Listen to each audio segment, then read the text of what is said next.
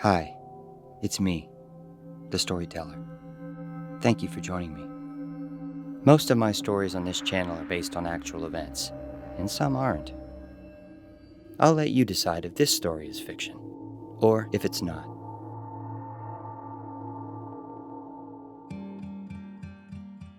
Gloomy skies hovered over the Empire State, clouds pressing into the top of iconic skyscrapers. Evan never took the subway on Mondays. His routine was airtight. Car, parking garage, straight into the office before the worst of the traffic. But that morning, his engine wouldn't turn over. Something in the starter, probably. He didn't wait to troubleshoot. The subway ran right beneath his apartment, and he had a meeting to get to. He hadn't taken the train in years. Fluorescent lights hummed overhead, giving everything a jaundiced tint. People stood at calculated distances from one another, noses in phones, headphones clamped down, eyes vacant. Evan kept his head down. That was always his strategy. No eye contact, no stray smiles, no conversations. Just get from point A to point B. She appeared at his side like she had always been there. Older than him, mid-50s maybe. Slate gray coat, black gloves, not a wrinkle out of place. She didn't look like someone waiting for a train. She looked like someone who had come to deliver a message. Her voice was soft, nearly drowned out by the screech of the incoming train. She leaned in. She told him he would be responsible for 3 deaths before the week was over. Evan blinked. Her face was still turned toward the tracks. She hadn't looked at him, hadn't smiled, just spoken. He stared at her, half certain he'd misheard. But something in her posture, something in the finality of her words, chilled him. He asked what she meant, but she was already moving, stepping into the train car ahead of his. The doors hissed shut before he could follow. Evan moved quickly and slipped into the next car. As he stepped inside, his shoulder clipped someone behind him with a thud. Papers scattered. He turned, briefly, just in time to see a man kneel to scoop up what looked like spreadsheets, a laptop, and a few loose receipts. The briefcase had flopped open like a clamshell on impact. It was Kevin, a coworker from accounting. They locked eyes for a moment, both surprised. Kevin looked winded as he tried to shove everything back inside. The doors behind Evan slid shut. He almost reached for the emergency button. But the train lurched forward. Kevin mouthed something, maybe a joke or a curse. Their gazes met for only a second, a quick, uncertain flicker of recognition. Kevin stood just short of the yellow line, eyes on the departing train, watching it leave him behind. Evan sat at his desk the rest of the day, the glow of his monitor burning into his retinas, unable to focus. It was absurd. A stranger with some cryptic nonsense, probably a performance art stunt, some viral thing. He'd forgotten how weird public transit could be. A few hours later, he had convinced himself it was meaningless. He was halfway through a report when Paul from 2 rows over walked up, looking stunned. Paul leaned down and asked if Evan had heard about Kevin. Accounting Kevin. The guy had fallen onto the subway tracks that morning, just after 5 a.m., hit by the train, dead. Same platform Evan had stood on. Same time window. Paul didn't seem to know how to process it. He kept repeating that it was unreal. A freak accident, they said. Kevin must have slipped. Evan didn't say much. He was confused, just nodded, stared past Paul's shoulder, then tried not to show the cold knot tightening behind his ribs. That night, after eating 4-day-old pizza from Valentino's, Evan laid in his bed, staring at the ceiling. It had to be a coincidence, he thought. Tuesday morning, the company gathered in the cafeteria for a formal announcement. Human Resources spoke in hushed, sorrowful tones about Kevin's contribution, his family, the counseling services now being offered. A moment of silence was held. Someone wiped their eyes. Evan didn't cry. He just stood there, stunned, watching pieces click together in his mind. You'll be responsible for 3 deaths before the week is over. That was what she said. He was a zombie the rest of the day. The office had been noticeably quiet. Some left early. So did he. He worked from home briefly, then gave up. He couldn't concentrate, couldn't pretend he was okay. The city outside was drowning in rain. So was he. He barely ate. He paced around his apartment, stared at his phone, contemplating. Who could he talk to about this? His mom? No way. He'd definitely be the cause of her death. He thought of Sydney. It had been over a year since they spoke. She probably trashed his number, but even though they'd had a past, he could trust her. He debated just texting her, and finally did. He told her he needed her help, that someone had told him he'd killed 3 people before the week ended, and that one of them was already dead. He pressed send, then regretted it. Reading it back looked like lunacy. She had an Android phone, so he couldn't unsend it. He tossed his phone beside him on the couch and sunk into the cushions. No reply came for hours. Then, that night, sleep came in pieces. The dreams were violent, impossible to hold on to. At some point before dawn, his phone lit up. Sydney had finally responded. She asked him what he was talking about and if he was okay. He almost couldn't believe it was her. His message looked crazier the next day. They met mid-morning at a coffee shop near her office. Rain still fell in slow drizzles outside, streaking the windows and soaking the sidewalks. Inside, the place was warm and bright, but Evan still felt cold. Sydney walked in like she'd never left. Glowing auburn hair, wind-blown, coat damp, eyes sharp. She didn't sit at first, just stared at him, like she was studying an old case she hadn't meant to revisit. Their history hung in the space between them, too fresh to ignore. The last time they spoke, it ended in silence, the kind that lingers after something breaks. He remembered the way she'd looked at him back then, like she wanted to love him but didn't know how to reach him anymore. Now she just looked cautious, but she sat down anyway. That meant something. He told her about the woman on the platform, the words, the cold certainty, Kevin's death, the timeline, the feeling in his gut he couldn't shake. She listened, said little at first, but her eyes didn't leave his. Eventually she asked questions, her voice calm but edged. She wanted to know everything, the woman's age, her appearance, her tone. Did anyone else hear it? Had he reported it? Had he talked to anyone else? He told her no. No one would have believed him. She didn't say whether she believed him either. She told him she'd seen the news, that yes, it was strange. But people saw patterns where they wanted to. Grief could play tricks on the brain. He seemed shaken, and she admitted it was disturbing, but still needed facts. When she asked why he came to her, Evan hesitated. He told her it was because of her job as a journalist, because she knew how to dig into things, how to follow threads others missed. But deep down, he knew that wasn't the only reason. He hadn't known who else to turn to. He'd wanted to hear her voice, wanted to feel tethered to something real. She seemed to understand that, even if neither of them said it out loud. Before she left, she told him to keep her updated, and if anything else happened, anything at all, she wanted to know. Thursday morning arrived, quiet and overcast. Evan didn't go into work. He'd already told his manager he needed the rest of the week. No one questioned it. HR had been understanding. Most of the office was shaken anyway.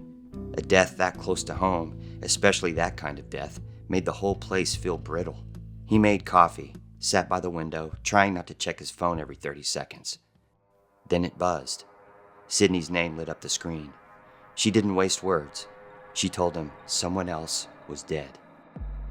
Her message cut through the silence of Evan's apartment like a blade. They met again, this time at her place. She didn't want to talk over text, and she didn't want anyone overhearing. Her apartment looked the same as before. Organized chaos, stacks of notes and coffee mugs. Sydney thrived on environments that looked like they were thinking. She handed him a printed article and waited while he read it. A man had been struck by a car Wednesday afternoon near the 6th Street overpass. Witnesses said he stepped into traffic without looking, distracted by something across the street. The driver swerved but couldn't stop in time. He died at the scene. His name was Aaron Lowe. Evan didn't recognize the name at first. But when Sydney pulled up a photo, the blood drained from his face. Aaron worked in Evan's building. They'd shared elevators, exchanged nods, nothing more.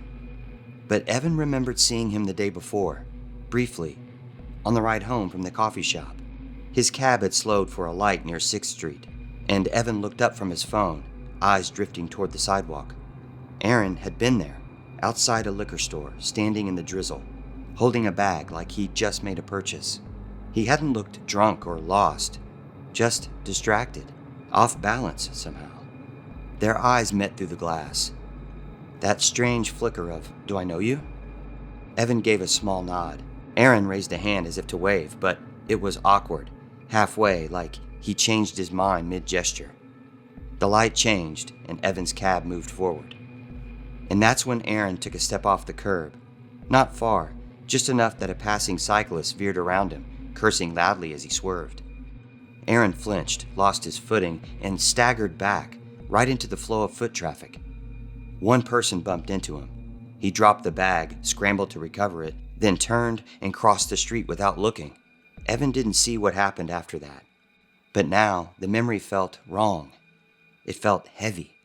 He hadn't done anything. He just nodded. But it was like the whole thing tilted the moment they locked eyes. Sydney said nothing at first. She watched Evan's reaction carefully. Evan said it again, quieter this time.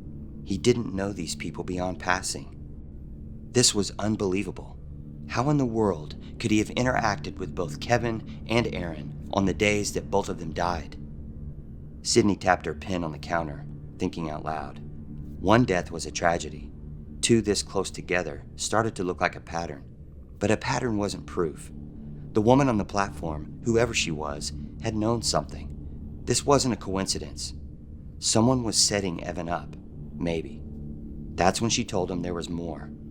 A source of hers in the department had reached out that morning, quietly, off the record. A homicide detective had requested security footage from the 6th Street area.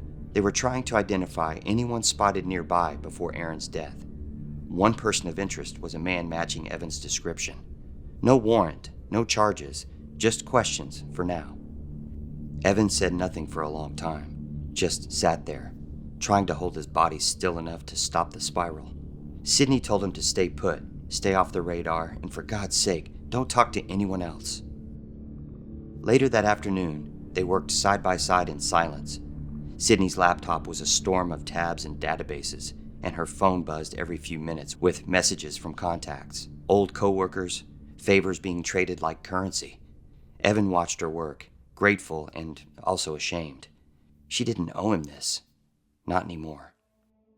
At some point, their conversation drifted. They talked about before, how long it had been since they'd really spoken. She asked him, not unkindly, if he even remembered what broke them. He said she remembered how she pulled away when her father died, how he never knew what to say, how he figured silence was safer than screwing it up. She said that was the problem. He always disappeared when things got hard. He didn't argue, but he told her he never stopped caring. He just didn't think he deserved to. Sydney looked at him for a moment that lasted longer than either of them expected. Then she went back to her screen without a word. By early evening, she got an email from her contact at the department.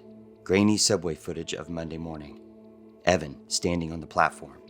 And beside him, the woman. Slate gray coat, mid-50s, composed. She stepped beside him, leaned in, said something, then boarded the train. Sydney slowed the video frame by frame, but there was nothing more. No moment of hesitation, no identifying bag or badge or ticket. Just her, like a figure from a dream. Evan said he had never seen her before, never even noticed her walking up. Sydney believed him. She also said it didn't matter. She was real. She existed. Which meant this wasn't his imagination. It was something someone had planned. And if the pattern held, they only had 2 more days. That night, Evan didn't sleep. He sat by the window watching headlights pass through the wet street below. A thought had started to take root. An idea. A question he didn't want to voice out loud. Could the third person be Sydney? He didn't call her. didn't know how to say what he was feeling, but the silence between them now was empty. It held weight. Friday morning, Sydney showed up at his door. She looked tired, eyes shadowed from the lack of sleep. She had coffee in one hand and a folder under her arm. Inside, she dropped the folder on his kitchen table. It was filled with articles, police bulletins, half-redacted notes, every one of them about strange deaths spanning the last 10 years. A few here, a few overseas, always sudden, always hard to explain. In each case, someone close to the victim had reported being warned in advance. The warnings varied, different people, different delivery, but always the same core message. Someone was going to die and they would be involved. Sydney didn't say this was proof, but it was enough to make the pattern real. She said it felt like a ritual, some sort of test, something ancient playing out in modern skin. Evan asked what kind of test she thought it was. Sydney didn't know, but she said one thing clearly. They had to find the mysterious woman, and fast, before something bad happened to someone else. Later, Sydney got an email, a lead. Someone online who had written about the woman before, years back, a blogger who posted strange fragments about subway encounters, near misses, people being quote-unquote warned. Sydney said she wasn't sure if it was anything, but it was the first real thread they had. She didn't want Evan coming. Said it was a long shot anyway, and he'd draw too much attention. Asked if he'd be okay for a while until she returned. Said he was fine. He lied. As Sydney approached the man, she noticed he was jittery, mid-40s. Met her in a parking lot near the East River Park, like they were about to exchange something illegal. He wasn't hostile, just nervous. Said he'd written that post years ago and nearly deleted it a dozen times. The story had sounded absurd, even when he typed it. Sydney asked him to tell it again. He said it happened in 2017, early spring. He was walking through Central Park, near one of the older trails, when a woman approached him, calm, composed, like a therapist or a librarian. She told him someone in his life would be dead by the end of the week, and that he would carry it with him. He didn't believe her, of course, thought she was unwell. But later that week, a friend of his, someone he'd been trying to reconnect with, overdosed alone in his apartment. He hadn't known the friend had relapsed. They hadn't spoken in months, but he couldn't shake the connection. He never saw the woman again. Sydney asked for details, what she looked like, how she spoke. Everything matched. The man looked over his shoulder twice during the conversation, said he hadn't told anyone else about it, that he'd only written the blog post as a kind of confession. Sydney thanked him, gave him her card, then he left in a hurry. She wasn't sure what she'd expected, but it was something. Not proof, but something.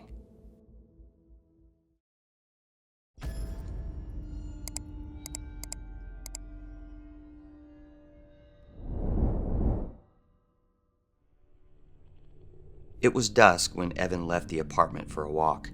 The corner store was just 2 blocks down. He wasn't hungry, not really. But the act of choosing a snack, hearing the buzz of the fridge doors, pretending to be normal for a few minutes, it helped. He stepped out of the shop, plastic bag swinging in his hand. The street looked quiet, steam curling from manhole grates. Somewhere farther down, a jackhammer echoed like distant gunfire. As he crossed back toward his building, his phone in his pocket vibrated. He didn't recognize the number, but he answered it anyway. The voice was calm, familiar. It was a female voice. She told him it was close now, the final moment. Then the line went dead. Evan stood there on the sidewalk, the bag crinkling in his fist. A coldness slipped beneath his skin. And then he saw the child. A boy, maybe 6, stepping off the curb just ahead. A parked truck idled beside a construction trench, its crane arm suspended above the sidewalk. The base of the machine shifted slightly as a worker climbed down from the cab. One of the hydraulic cables creaked. The child paused beneath it, staring down at something near the gutter, a toy, a coin. He didn't know. He didn't notice a parent or someone looking after the kid. His heart surged. The phone slipped into his pocket. Then he moved. Across the street in seconds, bag dropped, adrenaline taking the wheel. He reached the boy just as the crane hissed, its steel arm dipping slightly under its own weight. Evan yanked the child back hard, both of them stumbling to the sidewalk. And then chaos. A woman screamed, loud, panicked, furious. She ran toward them, pulling the child into her arms and shoving Evan back with both hands. Her voice hit like a whip, accusing him of grabbing her son, of putting hands where they shouldn't belong. A couple on the corner turned. One of them, a large man, at least 6'5", stepped in, asking if everything was all right. But the woman barely acknowledged them. Her face was red, trembling with rage and fear. Evan tried to explain about the crane, about what he thought he saw, but the words came out too fast, too broken. He sounded like someone spiraling, not saving. She shoved him again. That's when Sydney appeared. She crossed the street quickly, stepping between them with practiced calm. Her hands were up, her voice low and firm. She didn't argue. She redirected, calmed, contained. The woman's voice faltered, then cracked. She pulled her son away, muttering about freaks and police, and then stormed off into the crowd. The couple lingered another few seconds, then drifted away once it was clear no one was hurt, or maybe just no longer willing to escalate. Sydney stood there, eyes locked on Evan. She bent, picked up the bag he'd dropped. One of the cans had burst open and was leaking down the side of the curb. They walked back to the apartment in silence, the weight of the day pressing down around them. Back inside the apartment, Evan sat on the edge of the couch. He told her what happened, about the call, about the child, about the way the machinery had swayed in the wind, the sound of the metal groaning above the boy's head. He said he thought, just for a second, that he might be able to stop it, that if he moved fast enough, if he did something, anything, he could prevent the third death. At least, that's what he told himself. But now he wasn't sure. Saturday arrived, heavy and still. The city outside Evan's apartment looked like it was holding its breath. Rain had stopped sometime during the night, leaving behind a sky that felt too bright for how he felt. Evan stumbled out of bed and entered the bathroom. He splashed water on his face, and then when he looked up, his own reflection startled him. He looked thinner than he'd remembered. Just a week ago, he'd been just another faceless commuter. Now the man staring back at him looked like someone halfway gone. After throwing on the same clothes he wore the day before, Evan walked to the kitchen and made a beeline for the coffee maker. A fresh pot had already been made. Sydney hadn't left. She was already at his table, scrolling through a half a dozen browser tabs. They were running out of time. 2 deaths had come and gone. Kevin, crushed on the tracks. Aaron, crushed under tires. Both sudden, both untraceable. Both orbiting Evan's life, just enough to haunt him, but not enough to prove anything. And now the final day had arrived. Sydney hadn't said it out loud yet, but the silence between them had shape. She was thinking it too. Could she be the third? Nobody who knew Evan was off the table, if all of this was real. Evan had run the logic 100 times in his head. Who else could it be? Kevin was a co-worker, Aaron a building mate, and Sydney, she was the only one close enough to matter now, the only person he'd let back into his life. He wanted to believe that meant something good, but nothing about this week had made sense. Late that morning, Sydney got a call. It was her contact again, nervous this time. A detective named Holloway had pulled Evan's photo from DMV records and circulated it internally. They weren't saying he was a suspect, but they were building a list. Evan sat quietly as she relayed it. He just stared down at his hands. Sydney said they had to move fast. If this woman was real, if she was setting something into motion, then she was still out there. Evan asked where to even begin. No name, no background, no origin. Sydney tapped the folder from earlier, the one with the old cases. She said one name had come up twice, years apart, a woman matching the same description, mid-50s, calm, detached, described by 2 different witnesses as, quote-unquote, polite, like a nurse. One case was in Philadelphia, 2012. The other, outside Vancouver, 2019. She disappeared both times. Sydney didn't believe in ghosts, but she believed in systems, patterns, people who repeated behavior because it worked. She thought the woman might be following a cycle, and if that was true, she'd been in New York before, maybe years ago. Maybe she never left. Just then, her phone buzzed. She looked down. One message. Come alone. She told Evan it was the blogger he wanted to meet. Said it had to be in person. Evan said he was coming with her, that this was his problem, and wouldn't let anything happen to her. But Sydney shut it down fast, and for a moment, Sydney could see it in Evan's eyes. He cared about her in a way she never noticed. Sydney grabbed her coat, checked her bag, and told him she'd send her location once she thought it was safe. Evan nodded, and then she was gone. But Evan didn't wait. He took a cab across town, followed her for a while, then walked the final blocks. His phone pinged. The address she sent led to an old industrial building near the Hudson, long abandoned. He jogged the rest of the way until he reached the building. Half the windows were boarded. The other half stared out like dead eyes. The interior was hollow and echoing. No light, just damp concrete and old, rusted railings. He didn't see Sydney at first.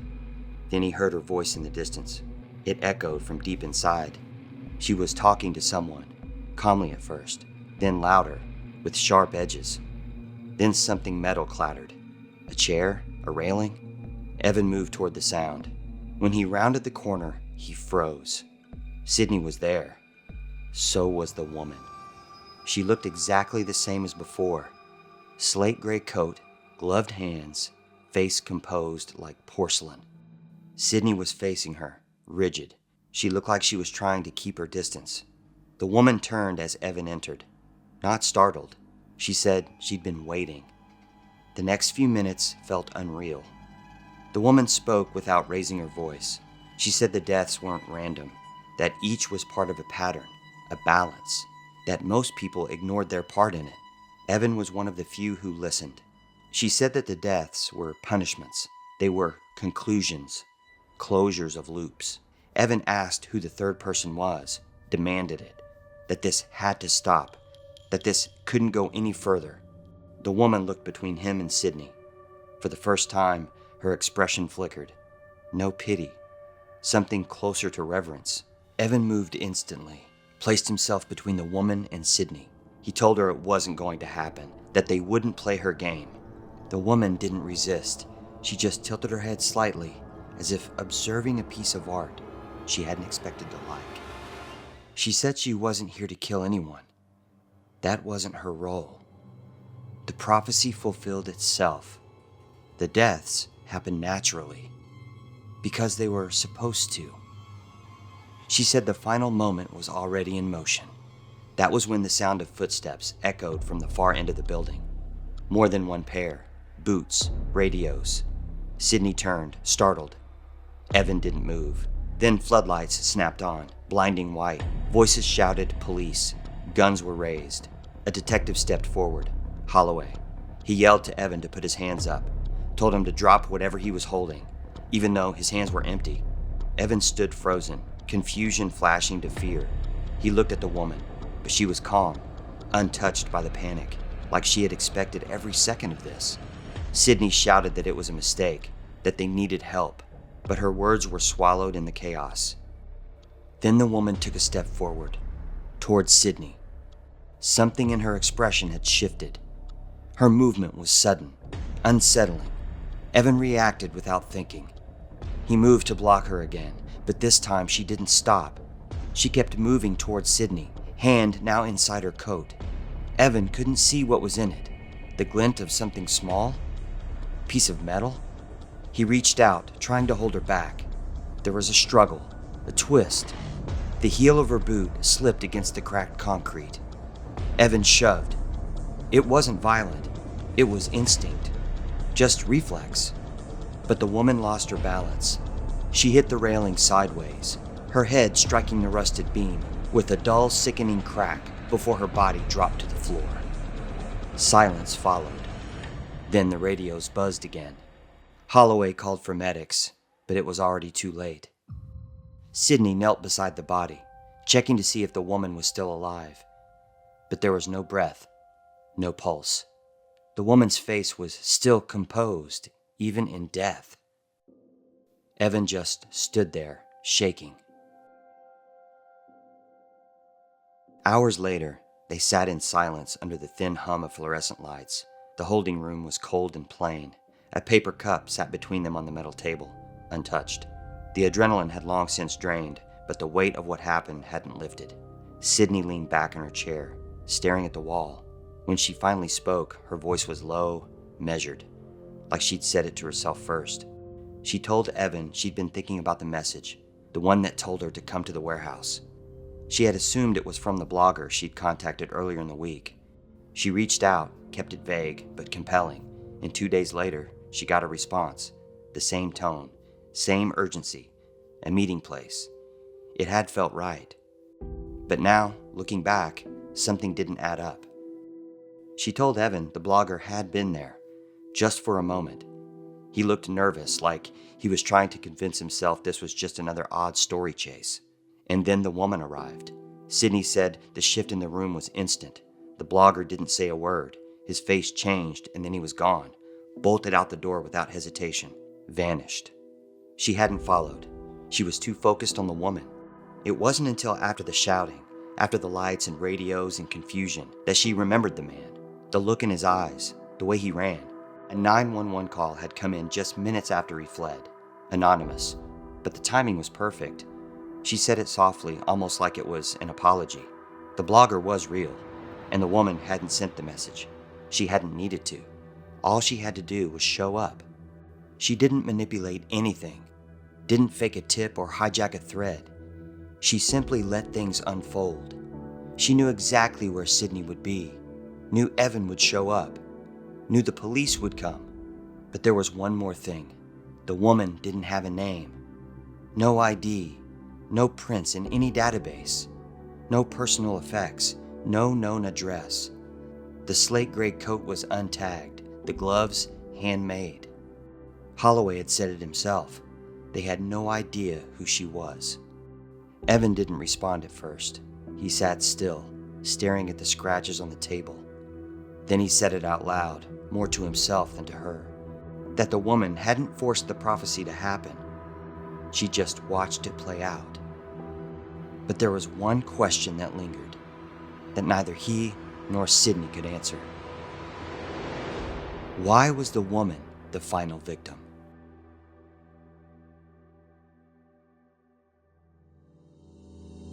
Evan hadn't seen Sydney since they parted ways outside the precinct. Their communication had dwindled to a few sporadic texts, brief check-ins that neither of them seemed eager to prolong. The shared trauma had left them both cautious, uncertain of how to navigate the aftermath. On a quiet Friday evening, Evan sat alone in his apartment, the glow of his laptop illuminating the room. An email notification appeared. In the subject line, it read, MTA security footage request fulfilled.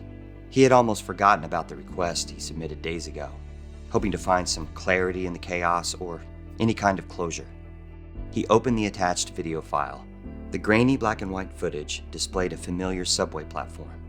The timestamp read, Monday, 4:57 a.m., the same date the woman had first approached him. But this was from another angle in the subway station, different than what he and Sydney had seen during the horrifying week. As the footage played, Evan watched himself standing on that platform, eyes fixed ahead. Then, from the edge of the frame, a figure emerged, a woman, in a slate gray coat.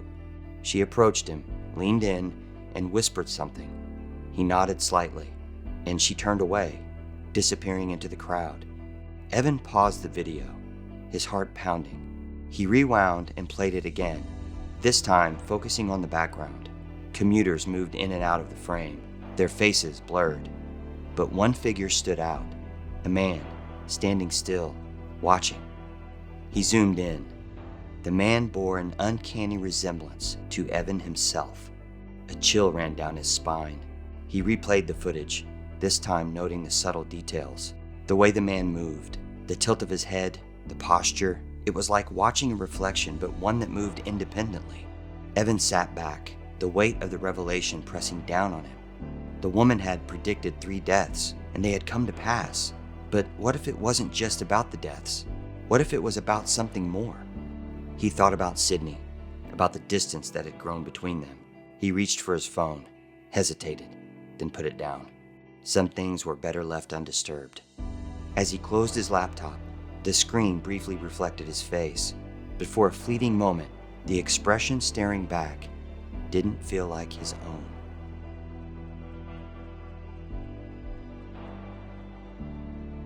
If you enjoyed this story, please consider subscribing to the channel. Give it a like, a comment, and maybe a share. But if you didn't like the story, maybe share it with someone you don't like. In any case, I'm glad you stuck around to the end.